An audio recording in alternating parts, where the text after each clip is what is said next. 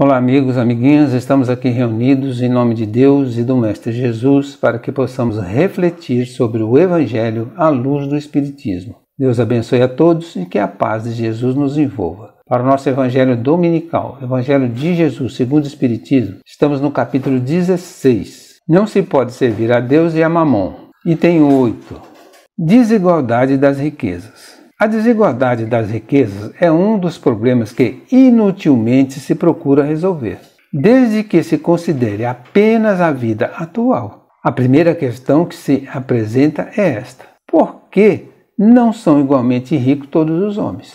Não o são por uma razão muito simples: por não serem igualmente inteligentes, ativos e laboriosos para adquirir, nem sóbrios e previdentes para conservar. É, aliás, portanto, matematicamente demonstrado que a riqueza repartida com igualdade a cada um daria uma parcela mínima insuficiente que, supondo efetuada essa repartição, o equilíbrio em pouco tempo estaria desfeito pela diversidade dos caracteres e das aptidões, que, supondo-a possível e durável, tendo cada um somente com que viver, o resultado seria o aniquilamento de todos os grandes trabalhos que concorrem para o progresso e para o bem-estar da humanidade. Por que não são igualmente ricos todos os homens? Não o são por uma razão muito simples: por não serem igualmente inteligentes,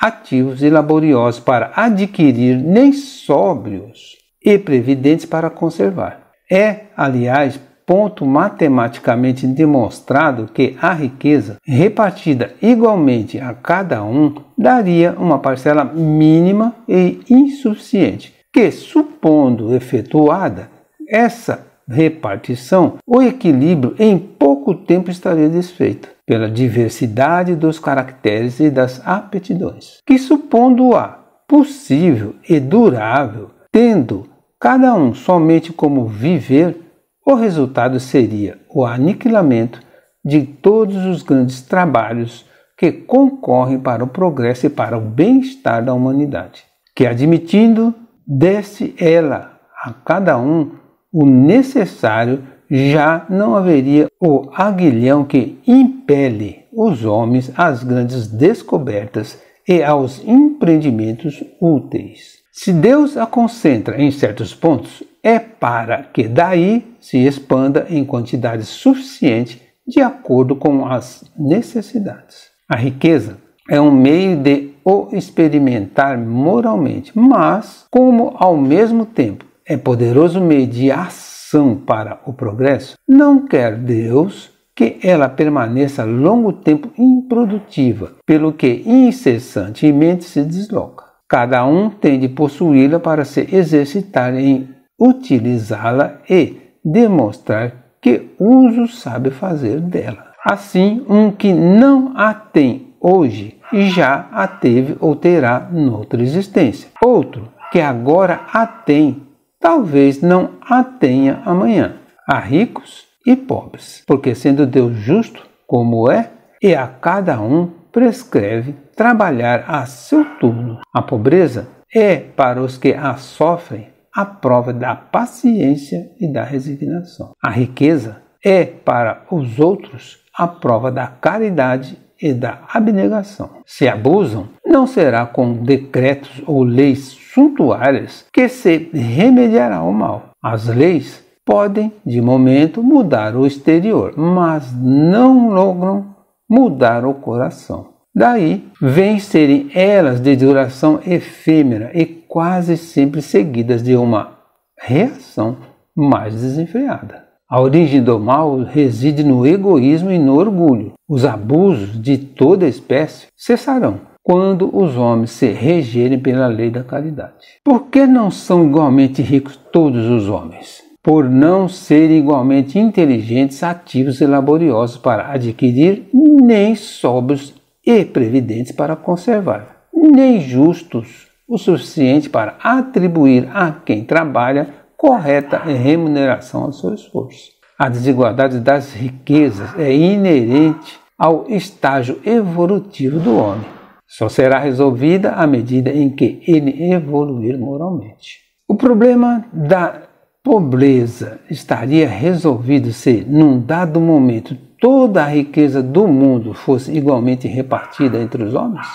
Não, pois a cada um caberia uma parcela mínima e insuficiente. Ademais, esta condição inicial de igualdade logo seria rompida pelas diferenças individuais, de sorte que alguns aumentariam seus haveres e outros perdê-lo-iam. É, aliás, ponto matemático demonstrado que a riqueza repartida com igualdade a cada um daria uma parcela mínima e insuficiente. Supondo-se que a divisão equitativa da riqueza fosse estável e suficiente para que todos tivessem o necessário, o que ocorreria? O aniquilamento de todos os grandes trabalhos que concorrem para o progresso e para o bem-estar da humanidade, pois não haveria o aguilhão da necessidade que impele os homens às descobertas e aos empreendimentos úteis. Se Deus a concentra em certos pontos, é para que daí se expanda em quantidade suficiente de acordo com as necessidades.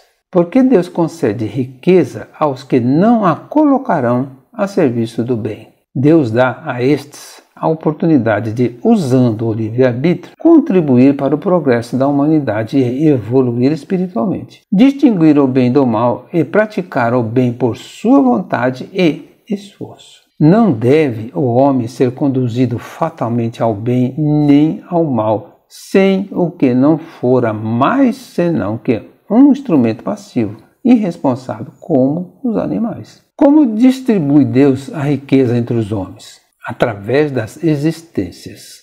Deus dá aos homens oportunidade de utilizá-las, sendo, porém, materialmente impossível que todos a possuam ao mesmo tempo. Cada um a possui por sua vez, segundo o bom uso que dela fizer. Assim, um que não a tem hoje, já a teve ou terá noutra existência. Outro que agora a tem, talvez não a tenha amanhã. A miséria de hoje é fruto do uso indevido das riquezas de ontem. Quando a humanidade conhecerá uma distribuição mais justa das riquezas? Somente quando os homens se regerem pela caridade, eliminando de seus corações o egoísmo e o orgulho.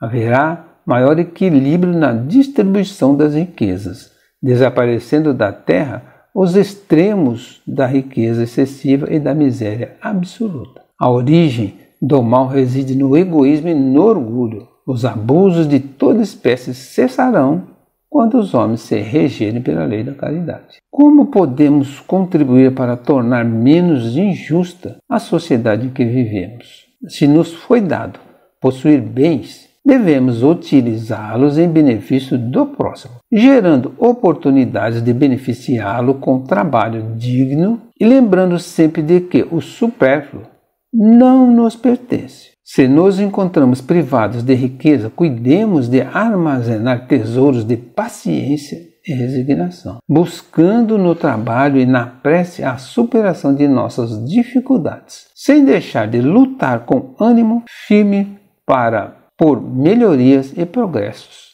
em nossas vidas. A pobreza é, para os que a sofrem, a prova da paciência e da resignação. A riqueza é, para todos os outros, a prova da caridade e da abnegação. Conclusão: a constatação de que a miséria de hoje é fruto do uso indevido das riquezas de ontem não pode ser motivo para diminuir nosso empenho na minoração das agruras dos menos afortunados. Encerramos aqui uma parte do capítulo 16. Não se pode servir a Deus e a Mamon. Senhor meu Deus e meu Pai, eu te agradeço por tudo o que me tens feito em minha vida, pela alegria de viver, por minha família, pelos meus amigos, pelo ar que respiro e pelos dons que me deste. Um bom domingo a todos, que a paz de Jesus nos envolva.